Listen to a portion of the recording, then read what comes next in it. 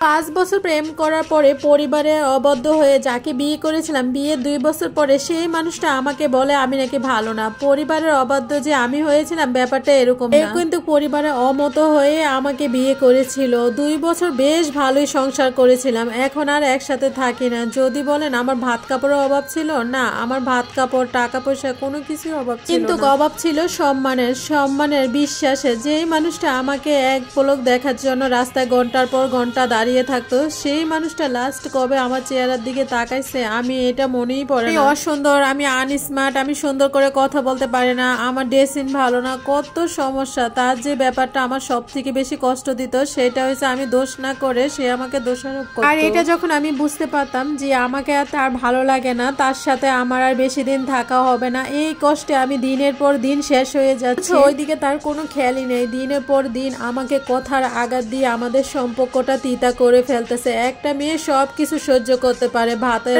অভাব, শ্বশুর ভালো না, শাশুড়ি ভালো না, হাজবেন্ড অনেক ব্যস্ত, সময় দিতে পারে না, সব কিছু মানে যখন সম্মানে আঘাত আসে নিয়ে কথা বলে তখন কোনো মেয়েরই উচিত না সেই জায়গা থাকা। আমি বলবো না আমার হাজবেন্ডের অন্য কোথাও সম্পর্ক ছিল, তার মতো এত চালাক চতুর মানুষ আমার ব্রেন নাই। কথা বলতে আমি কখনো ধরতেও চাই না তাকে, তার সম্পর্ক আছে কিনা, কারণ এত বড় সত্যি মেনে নেওয়ার আমার ক্ষমতা নেই, সাথে অন্য মেয়েকে মেনে নেওয়ার মতো ক্ষমতা আমার নেই। তাই এই জন্য তার ব্যাপারে কোনো খোঁজাখুঁজি করিনি, এক পৃথিবী অভিমান নিয়ে দূরে চলে এসেছি। এখন আমি চির একা। পৃথিবীতে সবচেয়ে ভয়ঙ্কর হচ্ছে কি জানেন? একাকিত্ব। স্বামীর বাড়ি যখন ছেড়ে আসবেন তখন আপনার কাছ থেকে সবাই কৈফিয়ত চাবে, কেন চলে আসলাম, কেন স্বামীর সংসার করতে পারলাম না। শুধু কি পরিবারের লোক কি মনে করেছেন আশেপাশের লোক আপনাকে ছেড়ে দিবে? আশেপাশের মানুষ, পাড়া প্রতিবেশী পারলে আপনাকে গলা চেপে ধরবে, কেউ কখনো বুঝতে পারবে না একটা মেয়ে কখন একটা সংসার ছেড়ে চলে আসে, কখন একটা মেয়ের জীবনের সব থেকে দামি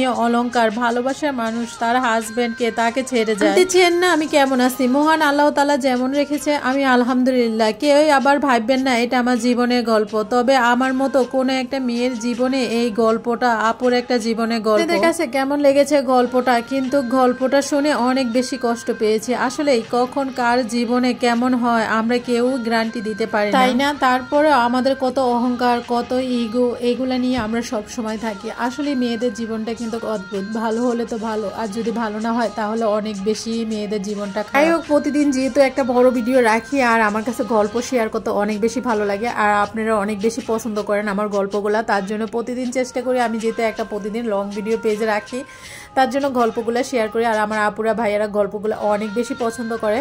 তো এদিকে কথা বলতে বলতে রান্না বান্নাও শেষ হয়ে গেল, খাওয়া দাওয়া শেষ হয়ে গেল। আজকের মতো ভিডিওটা এই পর্যন্ত, কি সবাই অনেক বেশি ভালো থাকবেন। আল্লাহ হাফেজ।